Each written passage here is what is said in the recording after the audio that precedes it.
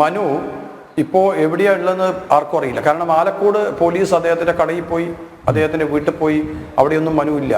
അപ്പം മനു തളിപ്പറമ്പിൽ മനുവിൻ്റെ സഹോദരന് വീട്ടിൽ പോയി, അവിടെയില്ല എന്നാണ് അറിയാൻ സാധിച്ചത്.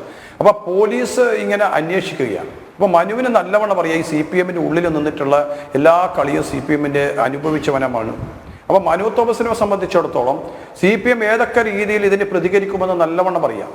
അങ്ങനെ ഭയപ്പെടുന്ന കൂട്ടത്തിലല്ല മനു തോമസ്, ഞാൻ മനസ്സിലാക്കിയെടുത്തോളം. പക്ഷേ മനുവിനറിയാം മനുവിൻ്റെ ജീവൻ അപായത്തിലാക്കാൻ ഉള്ള ശ്രമം നടക്കും. കാരണം അതിന് ഉതക്കുന്ന രീതിയിലുള്ള അനുഭവങ്ങൾ നേരത്തെ മനു ദൃക്സാക്ഷിയായിരിക്കാം. മനു അതുകൊണ്ടാണ് പറഞ്ഞത്, ഒഞ്ചിയവും മറ്റ് പ്രദേശങ്ങളൊക്കെ എടുത്ത് പറഞ്ഞത് അതിൻ്റെ ഭാഗമാണ്.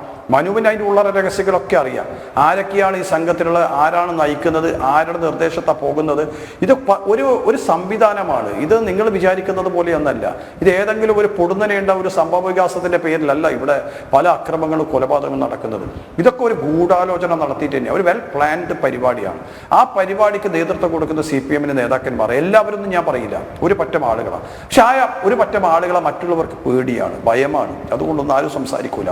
ഇപ്പം മനു തോമസിനറിയാം എൻ്റെ ജീവൻ ആരുടെ കൈകളിലൂടെയാണ് നഷ്ടപ്പെടാൻ പോകുന്നതെന്ന് വ്യക്തമായിട്ട് അറിയാം.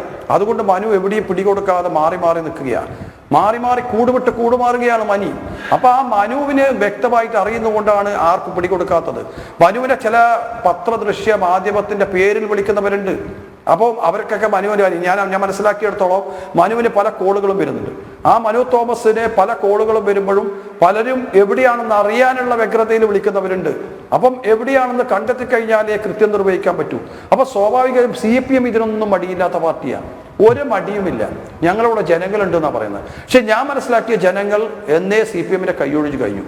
കണ്ണൂർ ജില്ല പോലും CPM-ന്റെ കാലിലടിയിലെ മണ്ണ് ചോർന്നുകൊണ്ടിരിക്കുകയാണ്.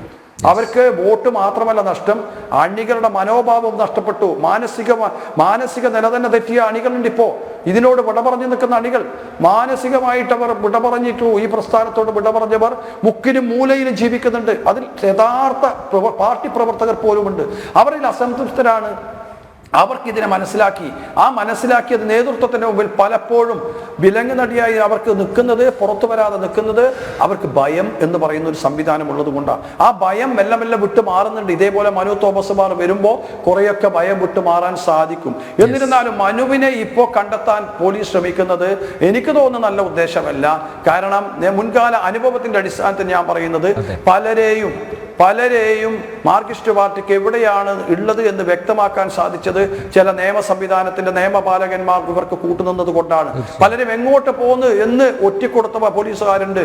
ആ പോലീസുകാർ നമുക്കറിയാം, കുപ്പിസൂദീനെ പോലെ ആളുകളെ കൊണ്ടുപോയിട്ട് കെട്ടിത്തൂക്കിയ 2 മേലുദ്യോഗസ്ഥന്മാരുണ്ട്. ആ ഉദ്യോഗസ്ഥന്മാരെ പേര് നടപടിയെടുക്കണമെന്ന് CBI ആവശ്യപ്പെട്ടിട്ടുണ്ട്. എന്താ കേരള പോലീസ് നടപടിയെടുത്തോ? കേരള ഗവൺമെന്റ് നടപടിയെടുത്തോ? ഒന്നും നടപടിയെടുത്തില്ല. അപ്പൊ പോലീസ് ഉദ്യോഗസ്ഥന്മാർ കുറെ ആളുകൾ ഇവർ വരുതിക്ക് നിൽക്കുന്നവരാ, ഇവർക്കെല്ലാം ചോർത്തി കൊടുക്കുന്നവരാ.